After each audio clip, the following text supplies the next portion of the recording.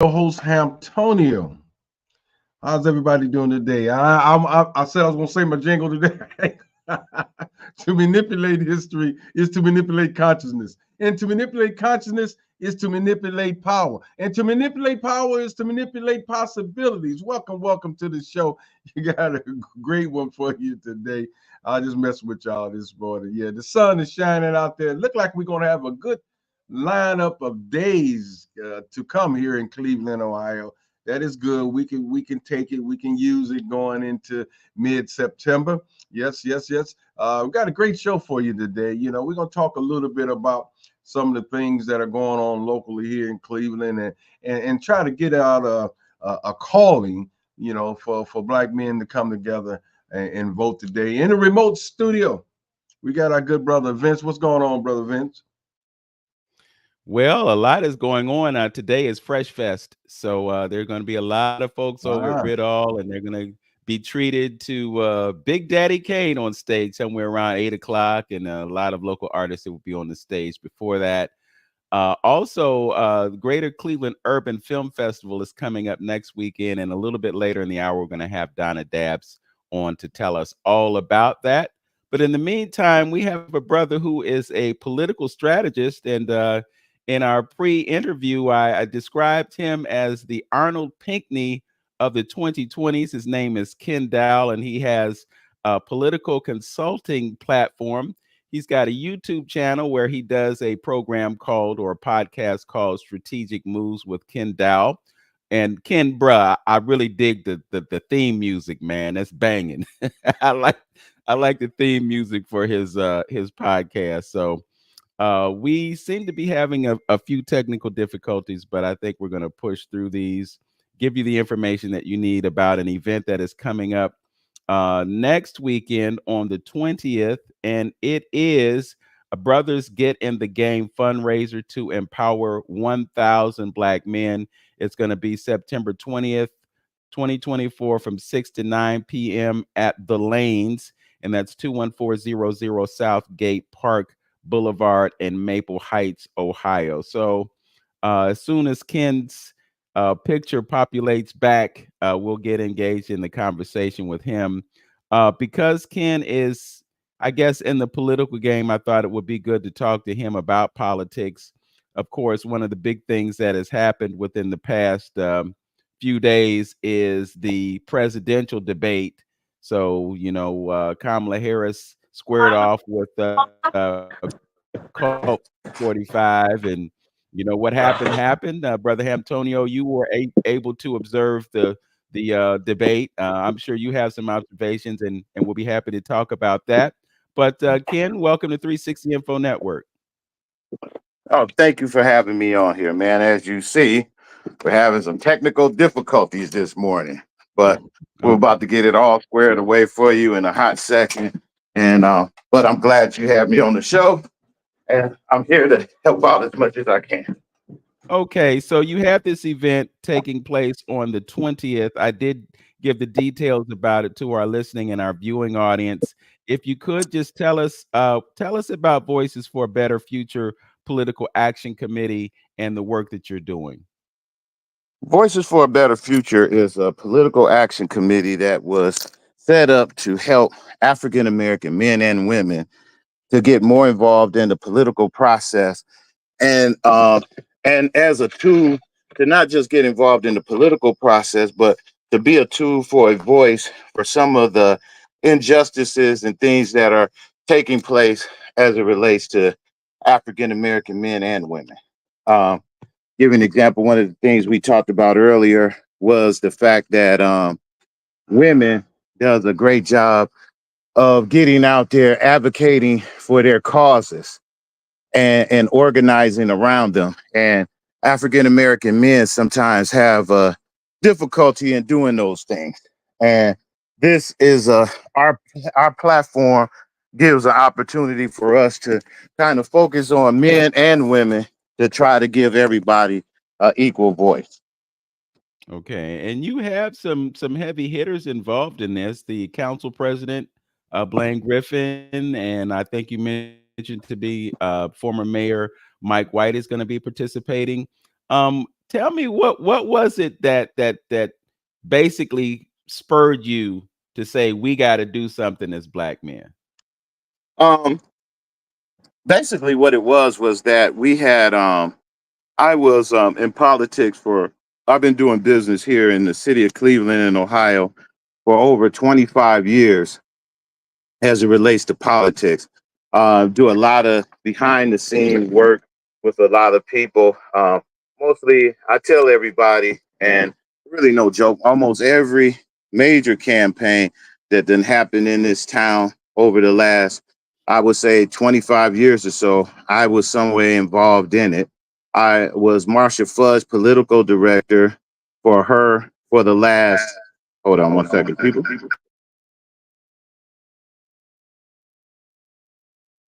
So he was Marsha Fudge's political director for her campaign. This one, looks I'll like be good. he There we go. Okay. So yeah, I was yeah. Marsha Fudge political director for the last 18 years, served as her political director as Congresswoman, and then she went on to become secretary of HUD. And after that, I decided to then, kind of pivot a little bit from politics and doing candidate campaigns to looking at what can we do as to make our mark in this upcoming election. And what we found out was that studies were showing that African-American women was ranking among the lowest, and Ohio was one of the lowest places or places that women could live as it relates for employment, education, and things of that nature. And we felt out if that was a bad place for women, African-American women, then definitely for African-American males, we have to be ranking on about the bottom of all of that if we falling behind them. So what we decided to do with the PAC was go around from different areas in the state of Ohio, Columbus, Cincinnati, Akron, and Youngstown and places like that. We started out doing some barbershop talks, talking to individuals about and males about the upcoming election, just what their thoughts on it, and just in politics in general, getting a just and an understanding from that. Then from that standpoint, we decided to come back home, and Councilman Griffin wanted to do something and bringing together African-American men. And that was a great opportunity for us to jump on board, and we jumped on board with him. And now he wanted to bring everybody together. We had the mechanism and the tool that can sustain it. So it was a perfect match. Okay, so what are you going to be doing on this in this event coming up? I see that it's a fundraiser. What is the intention of the fundraising? The intention of the fundraiser is that on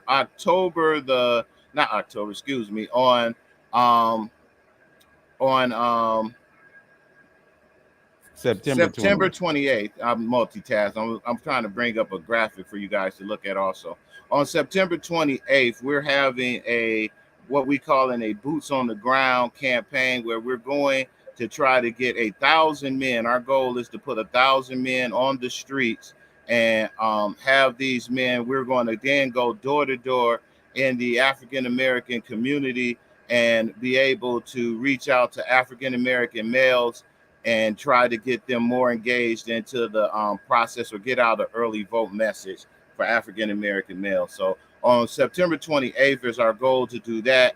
And then that's our goal on the 28th. And then as it relates on September the 20th next week, we're having a fundraiser over at the Lanes, which is in Maple Heights. And at that place, we're going to have a fundraiser where we have our keynote speaker is going to be none other than Mayor Michael White.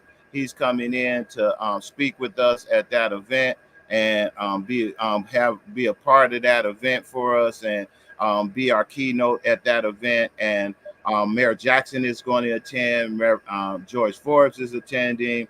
Mayor Bibb is attending as well. And so this is we're trying to cover and get every base as we can, reaching out to all kinds of African-American males to come out, relax, enjoy the evening with us, take in some good words from Mayor White to kind of talk about togetherness, unity, and how we as Black men can possibly work as a collective to do better, and this new generation, the generational change. So it ought to be interesting. The whole purpose is to try to, like I say, raise money for the 28th.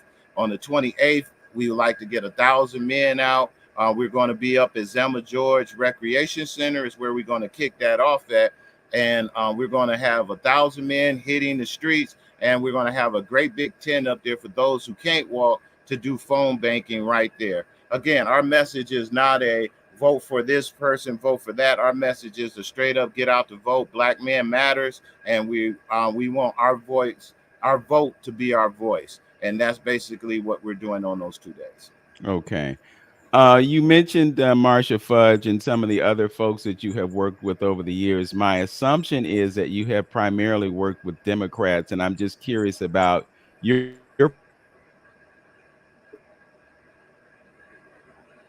perception of how this presidential election campaign is rolling out, impact that could have on the election.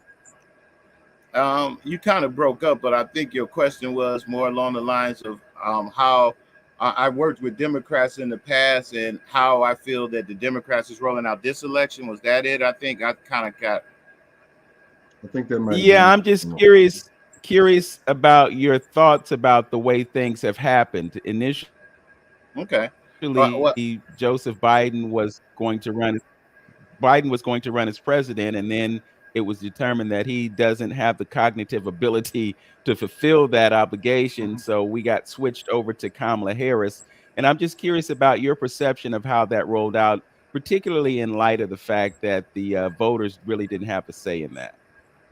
Well, the way it turned out in the beginning, I believe that African American males, when it was Donald Trump and Joe Biden, we were what I call the golden ticket at that point because we had a choice of which one of these white men we were going to vote for.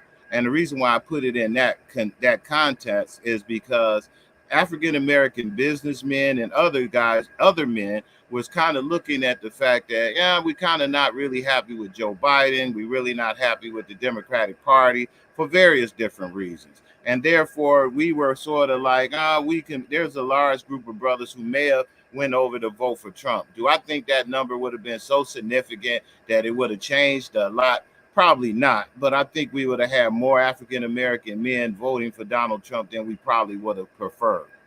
Once Kamala Harris became the nominee in that choice, then the things changed. African American men support African American women most of the time, I would say. And so, with that being the case, Kamala brought energy to the race. Kamala also brought a new perspective that now African American men was thinking about going maybe with Trump, but now we will sit back to maybe support the African American woman as well as look at the opportunities that may come because we do have an African American in there. Do I say that voters didn't have a choice? Yeah, voters had a choice on that. They had a convention that they put together that if you didn't want to vote for Kamala, that you had an opportunity there to not vote for her as being a nominee. So I think the process was right. Do I think that me personally, I think they kind of pushed Joe Biden out. I don't kind of like the way that went. I will say that. I think, you talk about kick a man while he's down. I think the Democrats did that without question. And I don't think that was cool. But I think for the better good of where we at today, for everything that we need to have happen and to pull this election off, I think that was the best thing that could have happened. Ken, I have to ask you this in light of the fact that you brought up brothers supporting 45. In light of his history and the things that he has done that have affected Black men and women and the country in general, how is it, or what do you think would spurn a Black man to want to put his vote on that ticket with that candidate? There was a few things. The Democratic Party being the biggest one. I think there's some flaws in the Democratic Party that the party has came out that African American men are just not And I'm not even saying African-American men. I'm going to say men in general. That's why the white man is in that same position. I just think that some of the views that the Democrats have basically has really pushed out there has not shown enough moxie for either party, either side, for the white man and the black man. What I mean by that, the black man feels as if every other nationality or every other sex or anything else is sort of moving along the line and up the ladder. And African-American males, as we talked about earlier, seeming to be pushed below the ladder for whatever reason. There's a lot of reasons but that's the way it feels. Business opportunities. It doesn't feel as if Donald Trump makes you feel as if, hey, you can be a winner like me at some point, and there's a good opportunity that success will follow you. And I think that message is one for folks who are dreamers, who are looking to try to do better with themselves. And sometimes the Democratic Party doesn't do a good message in making entrepreneurs and small business folks feel as if they are part of that process. So I think that kind of rhetoric that he was spewing in the beginning was the attraction. I think after this debate that we just had and listening to him, I think that changes a lot, because he's sort of told on himself on this one that he really doesn't have a plan. He really doesn't have an idea where he at, and his hatred for everything else that's going on is so deep in his heart that he does not have the capacity to rule the country in a manner in which any of us can feel confident in. And I think that, that's how I kind of get it now versus the way it was before. Well, I have to wonder, Ken, as you've spoken about the plight of black men and black women in this country, and the fact that we have been under a Democratic presidential paradigm in the past 4 years, what's going to be different in the next 4 years that couldn't be accomplished in the past 4 years if with a possible Democratic presidency? Well, I think it's more so a Democratic presidency, and it's more so the person that's in the seat. I think Kamala Harris is a little bit different than Obama. I think she's different than Joe Biden. I think she's different than all the other Democrats that's there, because one, she became the first African-American woman in that position upon her winning. And so I think that gives her that. I think she comes with a little bit more moxie and learn from the mistakes that others didn't. And what I mean by that is the learning from the mistakes that Obama did when he had the crown, and maybe should have pushed the gas a little bit more in certain situations where he didn't. She can look at that situation. She can look at the Joe Biden situation and understand from being a vice president and not being utilized in the manner in which she should have been utilized, so that this could have been easier for him as well as her. I think she learns from that to be able to say, okay, I will be a better leader because I don't understand what it is to hold other people back, and having a good vice president and the one that she has, that she will be able to work him in a way that can fit better into the overall scenario of everything they're doing. I think she learns from the fact that Joe Biden didn't pass a few like the John Lewis law and a few other bills that African Americans just really wanted. And she understands that because she went to a HBCU. She understands from her sorority and the things that she's a part of that will constantly be in her ear about those things. I think that makes her a little bit more different, a little bit more pleasing towards helping African Americans in that regards than the predecessors. Yeah. Well, there are those who surmise that the presidency has really been a presidency by committee rather than a presidency by Joe Biden, just based on his mental state.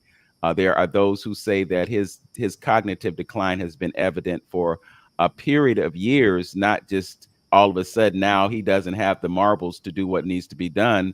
And I'm just thinking in terms of you being a strategist, what do you think about the possibility that she could become president before the election and run as a president as versus a vice president running for the presidency? That's too late. That ship is sailed. Well, I just think it's interesting that all of a sudden we realize that he doesn't have all his marbles. Oh, they knew that all along. They knew that all along. Yeah, it was no secret, and they showed videos, and we all knew that all along. But what they thought, honestly, is that they thought he had one more inning.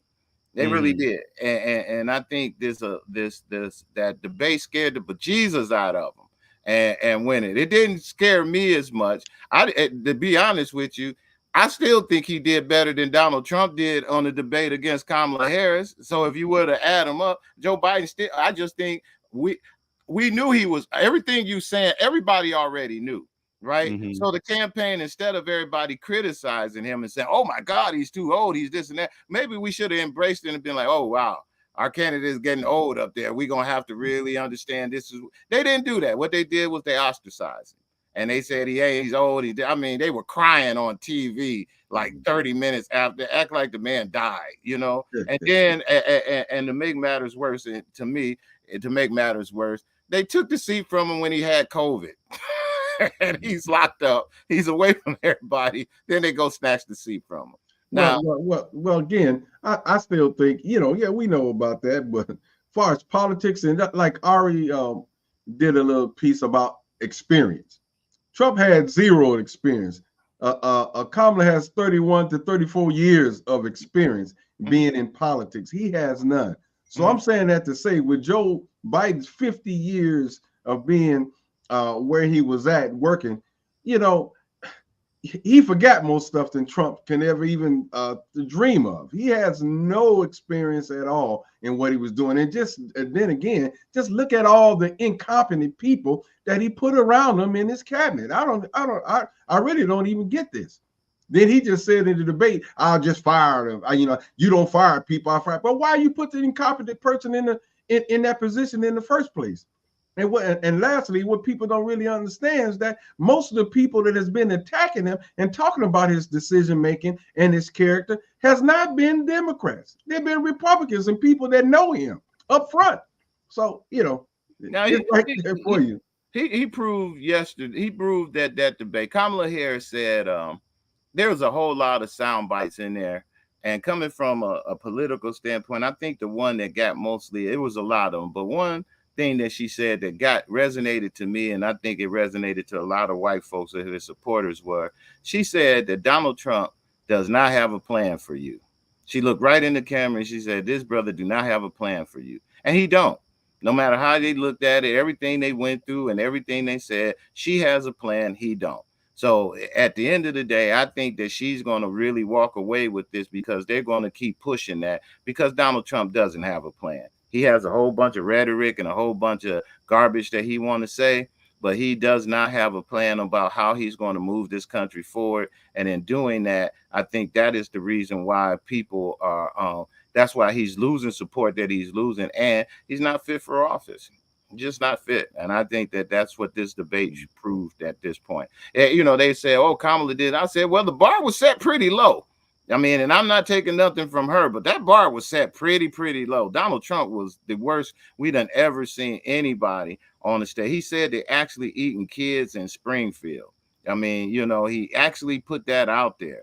And some of the other stuff that he said was just really crazy. And so I think he's done. Me personally, I think this is over with, and we need to kind of put the put the end to this and kind of just get across the finish line. Well, it's going to be interesting to say the least. And, you know, the observation that I had and that I've been thinking about lately, again, just going back to his fitness to be president, if there was a call at 3 o'clock in the morning and the call came to the president of the United States and he had 6 minutes to make a decision as to whether or not he was going to launch a nuclear weapon, would he be fit to do that? And if he's not fit to do that, the question in my mind is, why is he still the president? You know, I look at this process, and I know you said, Ken, that, you know, there was process at the convention and there was an ability to choose someone else. But I think before we got to that convention, that decision had already been made. And I think some of the decisions that are being made give the illusion of participation by the voters. But I just keep going back to the primary process. You know, in the primary, the voters are involved in it. I mean, you say that, but the voters are involved in it. That process where they went through, there were voters who were talking about how that seat was going to work. It was voters who was talking to Joe Biden in regards about whether he should stay or whether he should go. There were voters who were part of the democratic process that voted. There were people here that were actually voters who were part of the makeup of saying, hey, we're going to Chicago to vote. There were people there who didn't vote for Kamala Harris too. There was people who abstained and who were actually there who said, I'm not voting for her. So that process and everything was there. Now, to your point, did she have the majority of the votes walking in? Yeah, because that's politics, and that's how politics and everything goes. But was there a process set up? Yeah. Now, does that mean that my neighbor next door wasn't in on that decision? Does that mean that I wasn't in or you wasn't in? We're not in those positions in that process to do that. Our position in that process is when we go to the polls and we go vote, and we vote for that candidate. That's our position, and that's our part. Right. You had other people who were in that who did that, and that's all I say with that. Well, here's one thing to that, just to add into that. Me personally, the way things were going and dealing with the whole, selection process, I feel if it turned out to be an open convention, I think it would have caused more chaos, and it would fuel the Republicans, with more of their rhetoric of what they was able to do. I think by her stepping in was the logical choice as far as politics is concerned, because you can just keep she was the more qualified one just to keep the things moving and not waste a lot of time. So if it was chaotic with an open convention and this person trying to, throw their hat in the ring and things like that, I think it would have caused more chaos and maybe it would took a little bit more time for them to get up to that new person to get up to speed to where she is already at. I would say this, that I believe that we talking about stuff that you learn from. And I would say if the Democrats should have learned something from this one is that we should always have a primary. I think it would have been good to have a primary so that if we would have had a primary, at least if, to your point, if that candidate, if this would have came up and say that Vince, you were running for president and you did a good strong showing in the primary, you just didn't win because it's the president and we get it. At least we would have said, hey, we got somebody we done vetted, we kind of feel good about. You can say that the people had a process in it. I get that, and I hear you when that process. So I think the Democrats dropped the ball by not doing that and having it. They knew Joe Biden was going to be the nominee, but still, let these guys get out there. Let the voters get an opportunity to hear difference. Won't you try to hear what they're hearing and try to make yourself better? And I think the Democrats truly dropped the ball on that. And as a result of that, that's how we ended up with what we got. Because let's also kind of remember this too. Kamala Harris was never the very first pick for anybody. Kamala Harris was forced by the Democratic Party to be picked as the vice president for Joe Biden. The Blacks and the African American committees and Marsha Fudge and your Jim Clyburns and the Black Caucus and them were the ones who pushed for Biden to pick a nominee and pick an African American for that seat. And as a result of that, let's keep it real, we said that Kamala Harris throughout his presidency was not vocal or seen a lot around in his administration. So let's don't get it twisted. They did everything they could to make sure they found anybody but her, and they were stuck. And good for them, because that's what we got for them being stuck and not doing what they did. So that's and we got it. But fellas, I really got to get ready to run. Hey Vince, I'm gonna tell you though, I really enjoyed myself being on your program, man, and I would love to come back, and I like to schedule a time that we can come back, man. And even if you want to talk about after the election, man, you want to do a special and we all get on and talk about all of that, I really like to do that with you guys. Yeah, we did run short on time today, and there were some other things that I wanted to get to, but we'll have to just do it at another time. But once again, brothers, Get in the Game fundraiser at the Lanes, and that's on September 20th from 6 to 9 p.m. I will post a link in the description for this video so that folks have access to this flyer and they can get the information that they need to be there and hear George Forbes possibly, and Mike White and Council President Griffin and others who are firmly behind the idea that brothers need to be involved in the game. Thanks for joining us today, Brother Kenn. Oh yeah, and Vince, you and my man, what's your name again? I forgot. Antonio.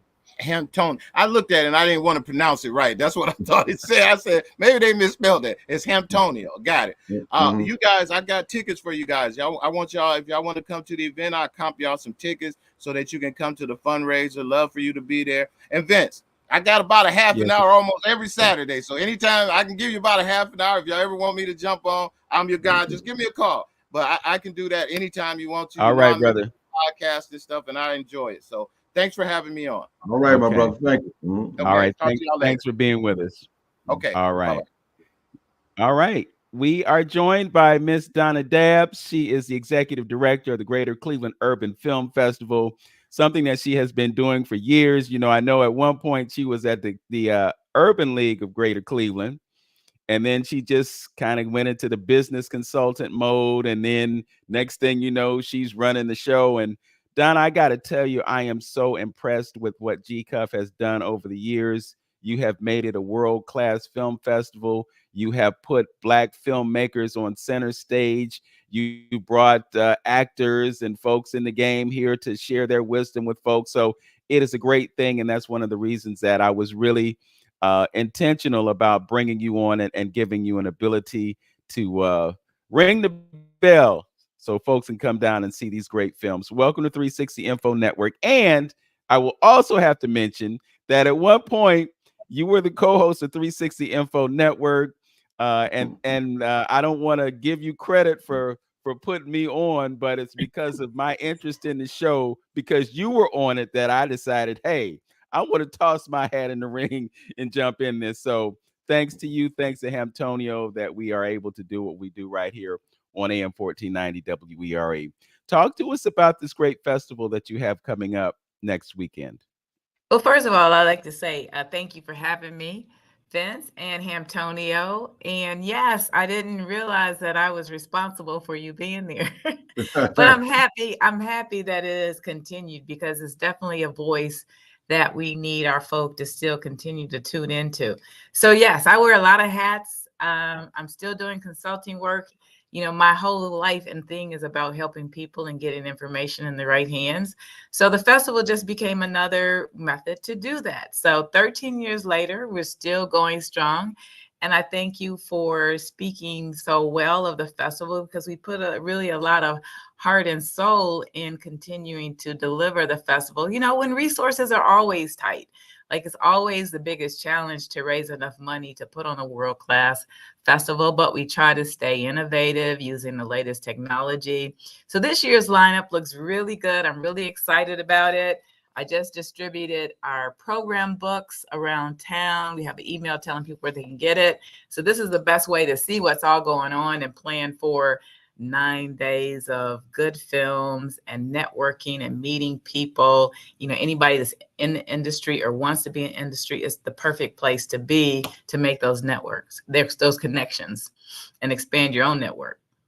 Okay, so this coming Thursday, you're going to have an opening of sorts at Karamu, and you're going to feature a film about Ridall. Talk to us about that film and why it was important for you to put that on the first night. Well, first of all, it's a great film. Secondly, it's, you know, importantly tied to our community, our local base, and the festival that's going on this weekend. I think that's rooted in their work, the Ridall, you know, the Fresh Fest Festival.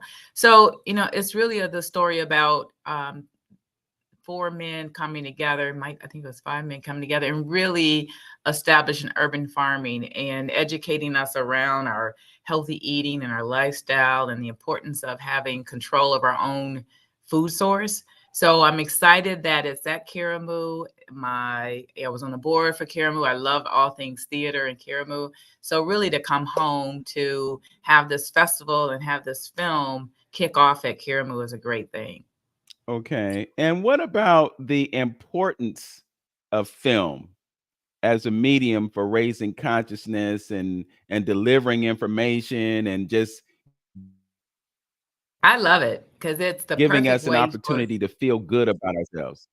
Yes, I think it's the best way to get information to the masses of our community through documentaries, feature films, short films. There's a whole gamut of ways people can be influenced. So the thing I love about it is you just don't have to preach to people to get your message across. They can sit in a theater and experience it with other people, which is the most important thing, is that, when you're in a community of people, the reaction is different than when you just watch a film by yourself. So it's a lot of educational opportunities, informational opportunities, and then entertainment. So it's a great place to have our voices heard for the community, because so many times the media sort of just takes us in one direction, and life is fully dimensional of comedies, tragedies. It's just a whole gamut, but a lot of the things we see in the media just don't put us in the best light. And in order to reach for the higher ground, or elevating your own self, you need examples. So, Yeah. and you get lots of examples through film. And we have, like, I think about 65, maybe 70 films total for people to experience. Okay. As you were just sharing with us, I was thinking about that scene in Dolomite, the Dolomite movie that Eddie Murphy did. And, you talk about the experience of people being in the room and taking in the information. And then I thought about how we had to make that pivot because of the coronavirus, where, all of a sudden now it's about the screen in your house and not the screen at the movie theater. And this idea that theaters might become a thing of the past, just as people working from home and not going to an office has become a thing. So it seems as though you're in a place where you're going against the trends, going against the way we're being pushed into using goggles and stuff like that, and maintaining that idea that we can come together, experience something, just as we do in theater. Live theater has great power just because it relies so much on us to use our active imagination and to bring the story on stage to life. And I think you have a similar dynamic when you're watching a film, even though it's delivered through a different medium, so you can't shout at the people who are on stage and them hear you, or on the screen and them hear you, but you still have that excitement. You still have a certain level of experience that you don't get when you're in your living room at home, just watching it on your television set. Yes. We've learned that, socialization is important, and it's important to your mental health, as well as your physical. You need to be around people. To some degree, you want to escape sometimes when the energy is too much, but it's very important to keep yourself socially active. We are embracing technology. We actually have a technology exhibit where people can come put on some goggles and experience what that is like, but also that's still in a dynamic setting with other people. So then once you have that experience, you can talk about that experience. So that's really what it's about. We are looking toward the future of how we do need to deliver a festival, because content consumption is changing, and the way young people consume content is changing. So, trying to get them to sit down and watch a 90-minute documentary, well, it's got to be super interesting. So we're just keeping our focus on the future, because we have a strong audience since we've done our networking events, the Society of Urban Professionals, which is where, the co-founder, Alton Tinker, and myself started. And then we sort of migrated the audience. Well, that was almost 20 years ago. So we have a good, strong, older audience, which is used to consuming films, in 90-minute segments and sitting in theaters for a long time. But young people, not so much. So, we have a consortium with some schools, or collaboration, I should say, that are bringing students to the festival. And that way we can learn, really what's going to work best for them, and moving forward to the future, because you still want to have people coming to watch movies. Mm-hmm. And is there anything built into your model that would encourage young people to consider filmmaking as a career? Yes. Well, the first thing is with East Cleveland Public Schools, we have a collaboration with middle school, or is it high school? I forget which, but they actually are part of a film committee where they watch some films and they score them. So, and there's on Saturday during the festival, there's 3 active workshops specifically for high school, middle school, and Tri-C film students. So that way they can watch films, talk about the industry, learn what careers there are. You know, our hope is to encourage people to take advantage, young people to take advantage of the local opportunities to go to film school, Tri-C, Cleveland State, you know, in the local region. So the answer to that is yes, you know, we're a small organization, but we're trying to do a lot of big things. Yes. And speaking of being a small organization and doing a lot of big things, you're not just putting on a festival in September. You have events that happen all year round. So could you talk about some of the other things that you're doing just to continue to shine the light on GCUFF? Yeah, so again, the things we're doing year round in our programming is our youth education, which is the connection to, you know, the middle and high schools to make sure that we're supporting their education and give them a place to exhibit films. We were doing monthly screenings, but they were going to take that back probably to quarterly, you know, for the community. We call that our Black Cinema Cafe exhibition, where people can catch, you know, some of the good films that have played during the festival. We also have a lot of opportunities with partners as they see us as an expert in this lane to support projects they doing, film screenings they want to do. So those come up quite a bit. And there's actually one post-festival that we're doing with the Cleveland International Film Festival where Lynn Whitfield is coming in. They have an award-winning film that has been touring the festival around that we couldn't squeeze in the festival because we learned about it a little late. But, you know, we're making a big event out of it, and she's going to grace us with her presence.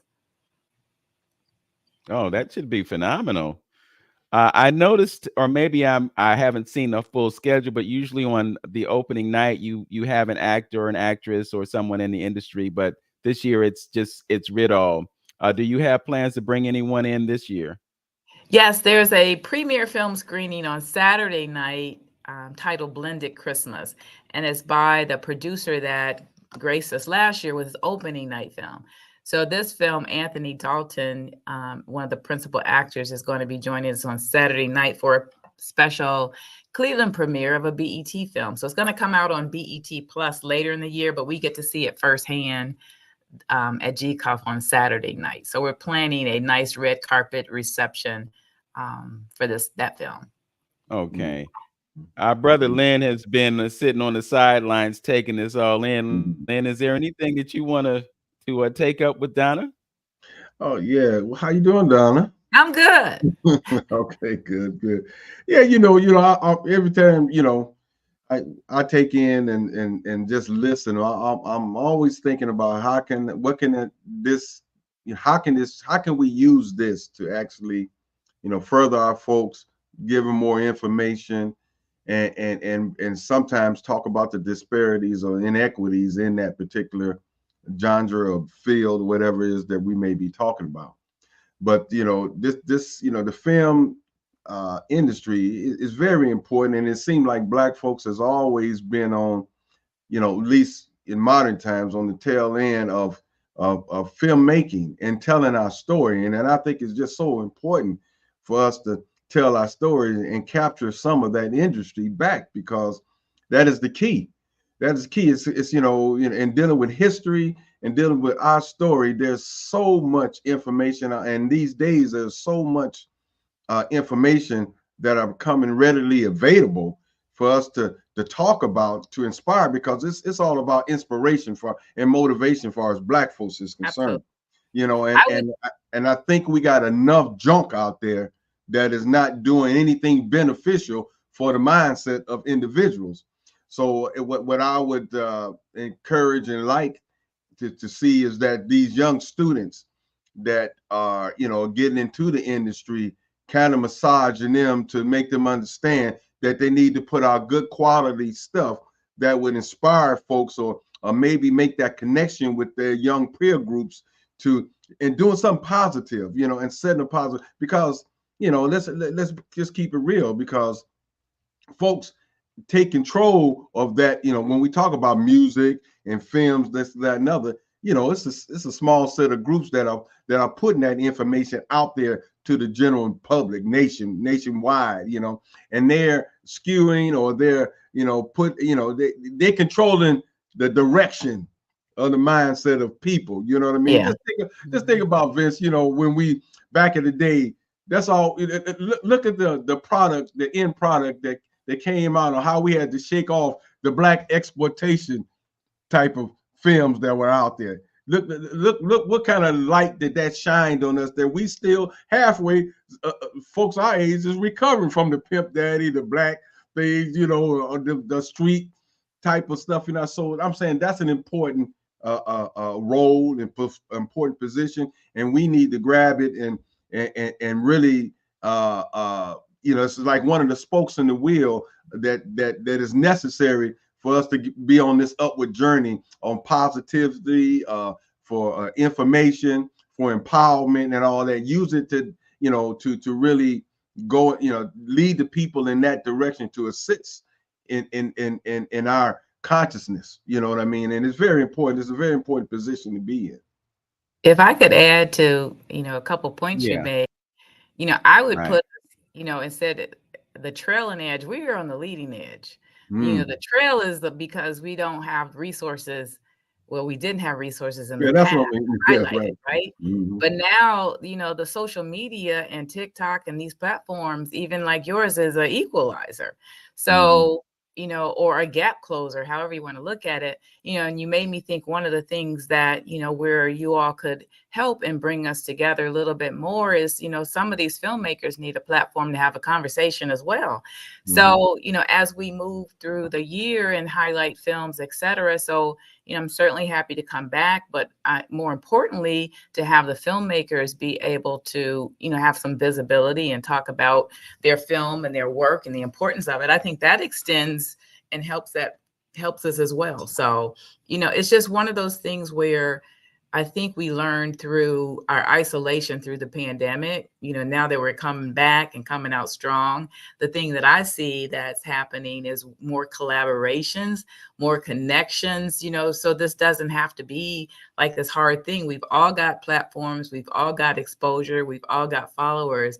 It's more now just connecting those dots. And one of the things that I was motivated to do, I looked at, they had a film festival in Chicago, XL Film Festival is called, and Lorenz Tate and his brothers were in attendance. You got a lot of attention, especially for an inaugural festival. So it just made me think, let me reach out to that festival director and see if we can chat, to talk about festival collaboration, sharing film. So those kind of things now, and that's easier to do because you can just go to somebody's Facebook or Instagram and send them a note and say, let's happen it. So I would suggest, give a little bit of thought to how, your platform can host some of these filmmakers, make a little, venture in the arts, make a little more space for, artistic conversations as we move forward, because it's all connected. And, I heard you all talking about, our political landscape, but it's all connected, right? In some way. What they did in that DNC this year is like they hooked every element up: celebrities, influencers, entertainment, information, education. It was just a joy to watch. So, they're dealing with some tough stuff. Well, to your point, Donna, and I didn't watch the convention. I got clips here and there, but that whole paradigm is theater. It's scripted. That's one of the ways that they hook us, and then they entertain us, and they give us the information that they want us to have. And that's the other reason that it's so important for us to have our own product. Brother Antonio brought up the blaxploitation era of film back in the 70s.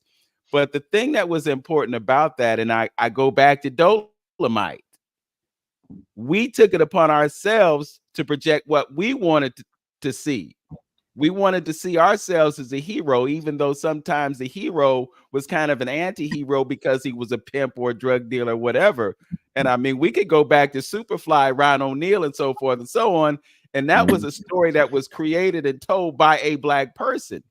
That's why it's so important for us that we can be the hero, even though we're the anti-hero. you know. I love that. Yeah, it's just, and see, now we're in a place where used to be you had to pay thousands of dollars to buy the camera, thousands of dollars to get the film. Now somebody can go to B&H Photo or Dot Camera and get a high resolution video camera and shoot a film, edit the film, and then connect with folks that can give some exposure to that film and get that story told. So we're in a completely different place now. And I think now more than ever, it's important for us to control the narrative, because for so long, the narrative has been controlled for us. Yes. Donna, you want to talk about some of the films that you're going to be showing? I know you said there were 60 plus films. Yeah, but there are let me probably look at my book here, because okay. it's like there's a lot of strong documentaries that are coming. Let's see what we got here. There's you know, a lot of them have been making the film festival circuit. There's one, Unlikely Allies. I think that was produced by Snoop Dogg. The Debutantes is produced out of Akron. God Talk, which we had a chance to premiere early in the year, they're coming back. So, you know, there's nothing like a good documentary. Social justice documentary. There's Chocolate Milk, which is about infant mortality. And a lot of the documentaries are being supported by our community partners. And then, you know, short films. Short films are my favorite because you can get, you know, a concept pretty quickly. And the short films are in groups of about 90 minutes also. So they're, you know, it's packed full of anywhere from 4 to 7 or 8 shorts at one time. So the best way to find out what's going on is to go grab a booklet at one of those places, Unbar, Fashion by Fowler on Shaker Square, or you can download the program book right on the website and peruse. And then there's a film guide. There's an online film guide that shows you the posters of all the films. Just click on them. You can read the synopsis.